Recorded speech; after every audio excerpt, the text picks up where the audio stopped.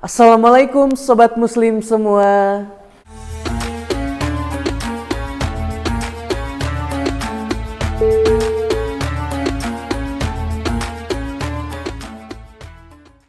Alhamdulillah nahmaduhu wa nusalli wa nusallim ala rasulihil karim, amma ba'd.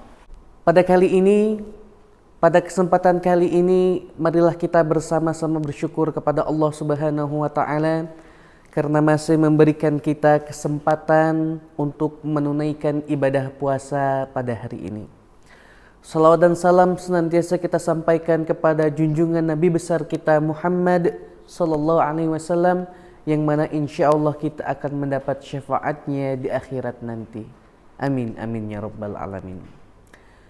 Sobat muslim semua yang dirahmati oleh Allah Subhanahu wa taala, pada kesempatan kali ini kita akan bersama-sama mengetahui apa saja yang membuat puasa Ramadan kita pada tahun ini batal.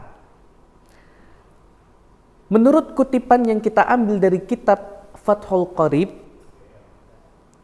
yang pertama adalah masuknya sesuatu ke dalam lubang dari 9 lubang yang ada di dalam tubuh kita. Banyak sekali lubang yang ada di dalam tubuh kita, akan tetapi yang paling rentan adalah lubang yang ada di mulut kita ini. Sobat muslim yang dirahmati oleh Allah Subhanahu wa taala, maka daripada itu, makna istilah daripada puasa itu sendiri adalah menahan lapar dan haus dan juga syahwat kita mulai dari terbit matahari sampai matahari terbenam. Sobat muslim yang dirahmati oleh Allah Subhanahu wa taala, maka daripada itu banyak sekali yang bisa kita kaji, mulai dari kita makan, minum, menelan sisa-sisa makanan yang menyangkut di sela-sela gigi kita. Bisa juga dengan kita membersihkan telinga kita, membersihkan hidung kita, ataupun yang lainnya. Itu sama saja dengan kita telah membuat puasa kita batal. Karena apa? Karena kita memasukkan sesuatu ke dalam lubang yang ada di dalam anggota tubuh kita. Selanjutnya yang kedua adalah obat. Kenapa obat bisa membatalkan puasa kita?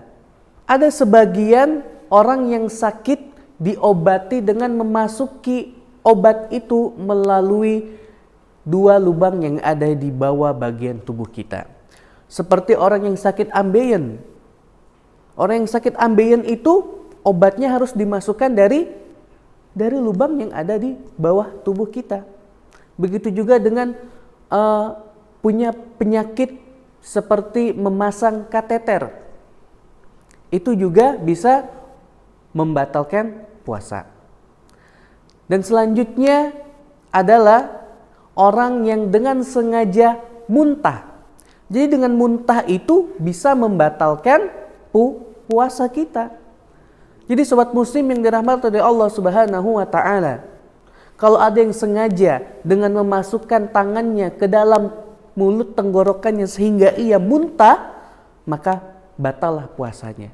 Akan tetapi apabila dia tidak sengaja muntah, itu tidak membatalkan puasa, dengan catatan dia tidak menelan sisa muntahnya itu.